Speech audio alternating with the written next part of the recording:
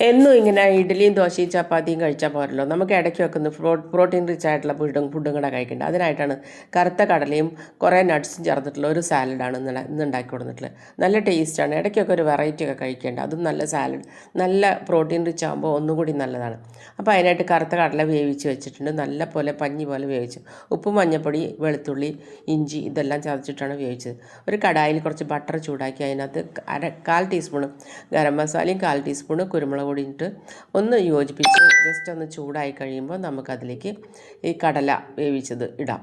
കടല വേവിച്ചതിട്ട് നല്ലപോലെ ഇളക്കി യോജിപ്പിച്ച് അതിലെ വെള്ളമൊക്കെ വറ്റി വരുന്ന വരെ നമ്മളൊന്ന് യോജിപ്പിക്കാം.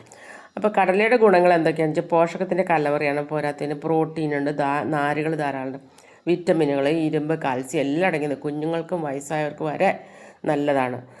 അപ്പോൾ നമുക്ക് ചിലർക്ക് നട്ട്സ് കഴിക്കാൻ മടിയാകുമ്പോഴാണ് ഈ കറുത്ത മുന്തിരി, വാൾനട്ട്, അത്തിപ്പഴം, മത്തൻകുരു, അതുപോലെ കാഷ്യൂനട്ട് ഇതെല്ലാം ഇതിൽ യോജിപ്പിച്ചിട്ടുള്ള ഒരു സാലഡാണ് തയ്യാറാക്കുന്നത്. കറുത്ത മുന്തിരിയിൽ വിറ്റമിൻ സിയും കെയും ആൻറ്റി ഓക്സിഡൻറ്റ് ധാരാളമുണ്ട്. വാൾനട്ടിൽ ഒമേഗ 3 ഫാറ്റി ആസിഡ്സ് ധാരാളമുണ്ട്. മത്തൻകുരുവിൽ മഗ്നീഷ്യം, സിങ്ക് ഉണ്ട്, HDL കൂട്ടും. കാഷ്യൂനട്ടിൽ ധാരാളം HDL കൂട്ടുന്ന പ്രോട്ടീനും എല്ലുകൾക്ക് ബലം കിട്ടുന്ന സംഗതികളെല്ലാം ഉണ്ട്. അപ്പോൾ ഇതെല്ലാം ചേർത്തിട്ടുള്ള ഒരു സാലഡാണ്. അപ്പോൾ ആദ്യം തന്നെ കടല ചൂടായി വരുമ്പോൾ അതിനകത്ത് ഒരു സബോള ചേർത്ത് ഇളക്കി യോജിപ്പിക്കുക. അതിനുശേഷം മല്ലിയില ഇടുക. മല്ലിയിലിട്ട് ഈ കാഷ്യൂനട്ട്സും ഇതെല്ലാം അരിഞ്ഞിട്ട് നമ്മൾ ഈ സാലഡിൽ ചേർക്കണം.